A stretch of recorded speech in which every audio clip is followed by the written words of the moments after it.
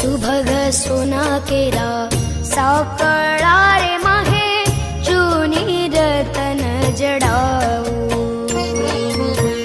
सुभग सोना केरा साकड़ा रे माहे चूनी रतन जड़ाऊ नवल रंगीला मारा नाथ जी रे नवल रंगीला मारा नाथ जी रे हूँ तो प्रेम करीने पेरावू जाऊं तारे बारणी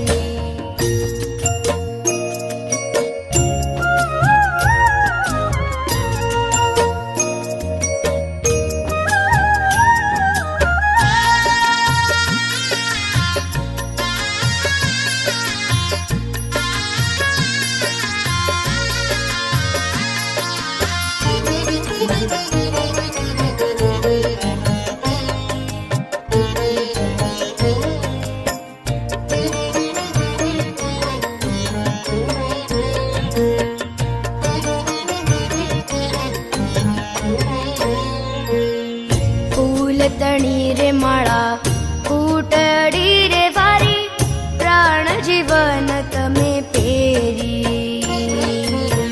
फूलतड़ी रे माळा फूटड़ी रे वारी प्राण जीवन तमे पेरी ब्रह्मानंदना वाल मारे ब्रह्मानंदना वाल मारे मारा लाडकड़ा रंगल रे जाऊ तारे वारणिये मारा सहजानंद सुजान जाऊ तारे वारणी मारा सहजानंद सुजान जाऊ तारे वारणी સભા બહુ સરસ થઈ, બધું પ્રદર્શન એ બહુ મસ્ત થયું, એવી અમને પ્રેરણા મળી છે.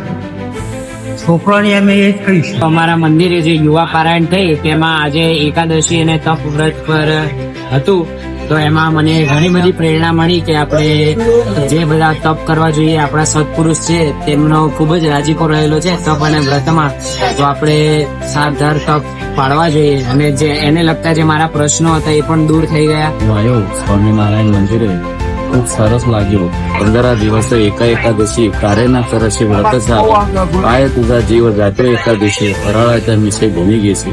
અને કે 15 દિવસના એક એકાદશી કરવા જોઈએ, એક મહત્વ. સ્વામિનારાયણ મંદિરે અમે વસ્ત્રાલ આવ્યા, ગોપી બાપામાં રહીએ, તો આ સરસ રીતે વર્ણન કર્યો, મારે ખૂબ ગમ્યું. અને જીવનમાં બધા જો જેટલા લોકો છે એટલા લોકોને આ વ્રત કરવા જોઈએ. આજની પારાયણમાં મને શીખવા મળ્યું છે કે નાની સેવા હોય કે મોટી સેવા હોય, આપણે ના પાડવી અને મહંત સ્વામી મહારાજ અને મહારાજ નો રાજીપો લઈ લેવો. દરેક તપ વ્રત કરવું એ વિશે જે સંવાદ કર્યો એ બહુ સરસ.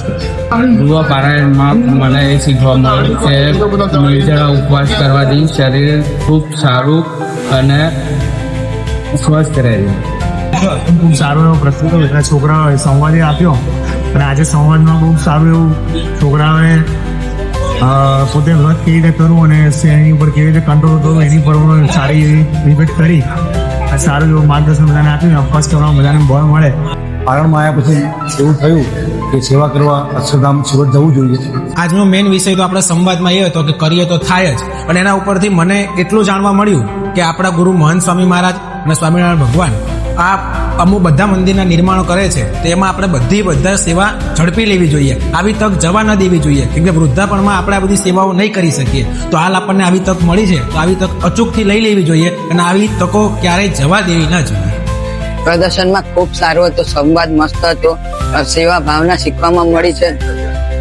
આજે પારાયણમાં આવવાથી આમ કહેવાય ને કે સેવા કરવાની આપણને આમ અંતરમાં ઈચ્છા તો રહે, પણ એમ કહે ને કે આમ બળ ભરવું જોઈએ, એવું બળ ભરી એકદમ છોટા પારાયણની અંદર આનંદ થઈ ગયો.